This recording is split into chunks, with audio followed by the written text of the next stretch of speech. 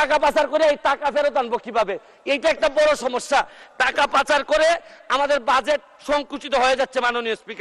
মাননীয় স্পিকার, আরেকটা জিনিস, এই সরকারে রাসেল ভাইপার সাপ চলে আসছে। মাননীয় স্পিকার, এই সাপ আসার কারণে সরকারে যখন সাপ আসে প্রকৃতিতে বেজি থাকে, এই বেজি করে কি সাপরে নিয়ন্ত্রণ করে।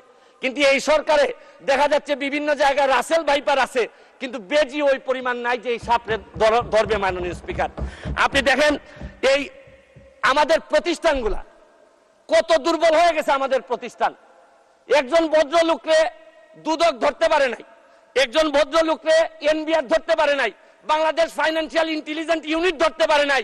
আর এনবিআর এর মতিউর রহমানকে ধরলে একটা ছাগল ছাড়াই এই লোকটা তো আপনি আনতেই পারতেন না। বেনজির কাণ্ড, মাননীয় সাবেক আইজিপি উনি এত বড় হয়ে গেলেন, মন্ত্রণালয় জানলো না, মাননীয় স্বরাষ্ট্রমন্ত্রী জানলেন না। এই বাচ্চাটা এত বড় হয়ে গেল, আর কিছুদিন সুযোগ পাইলে পুরা গোপালগঞ্জ কিনে ফেলতেন এই বেনজির সাহেব। তারপরে এইটার দায় এই মন্ত্রণালয় এড়াইতে পারে না। মাননীয় স্পিকার, এখন আপনারা কালো টাকা সাদা করবেন, আমার কোনো অসুবিধা নাই। যদি মনে করেন টাকা রয়ে গেছে, কিছু টাকা জমানো বা বিভিন্ন অলস টাকা রয়ে গেছে, এটারে সাদা করবেন, কোনো অসুবিধা নাই।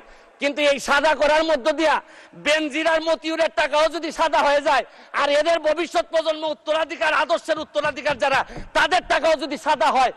এরপরে আমি বলতে চাই, মাননীয়, আমি সিলেটের মানুষ, আমার সিলেটে আমি যখন বক্তব্য রাখতেছি লক্ষ লক্ষ মানুষ পানিবন্দী।